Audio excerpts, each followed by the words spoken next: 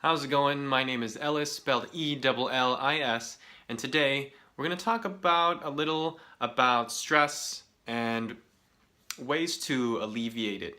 The two most common sources of stress is other people you're hanging out with and the things that you're doing in life, because those are basically the two things that make you feel anything. So first, I'm going to talk about if you have someone in your life or groups of people that are making you stressed. So stress isn't always a bad thing. I want to start off with that because sometimes sometimes it can be good indicators or a good indicator of something that needs to be expressed or changed. So for example, if you're in a serious relationship with a romantic partner or in a friendship with a friend, sometimes some stress is a good indicator that you need to express something to them, tell them how you feel, things like that. Oftentimes for me though, at least, it's kind of the opposite. When something's really, really chronically stressing me out, or when someone is, I should say, I view it as an opportunity to take some time to really reevaluate the relationship and see if the stress is worth keeping that person in my life. Just as an example, in college, I had this friend. Let's call him John. That's not his real name, but out of privacy, I'll call him John. And a little bit about me too. I'm a very, very emotional guy. If you haven't already seen, I talk a lot about my feelings. That's my passion. I relate to people in a very conversational way. So in that way, I don't really find myself having very many guy friends at once, because I feel like most guys aren't very good at expressing themselves. Unlike me, I'm almost too good at expressing myself.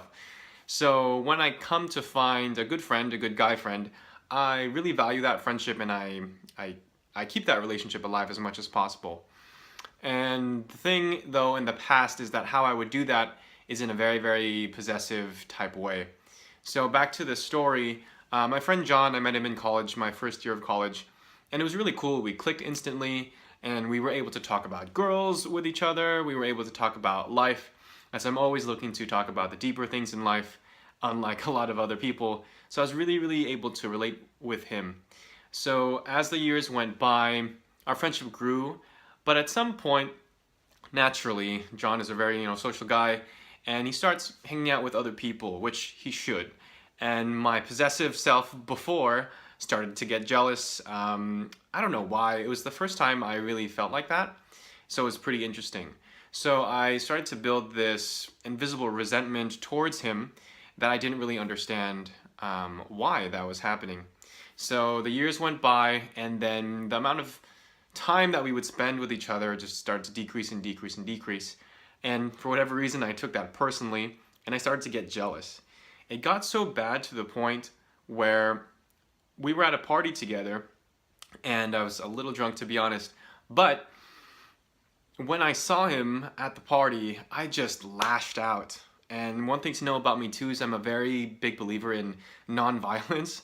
So I was surprised that I actually got in a physical altercation with this person, and it was really surprising to me too, because up until that point I had considered John to be this really good friend of mine.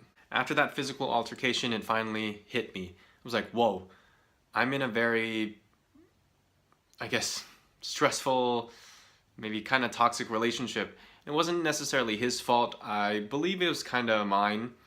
But there comes a point in a relationship where there's really no turning back. So sometimes there's a point where the dynamic between you and the other person becomes so stressful and so negative that you can't really turn back.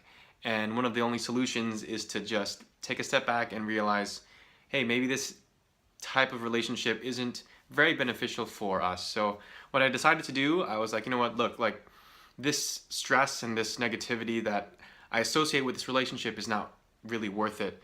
So I thought it best to kind of take a step back and allow him to phase out of my life. And when I did that, I realized that I was like, whoa, like I have full control of the type of relationships I have with people, as far as controlling the amount of stress and negativity in my life. So again, other people is a really primary source of the stress and negativity that you might be feeling.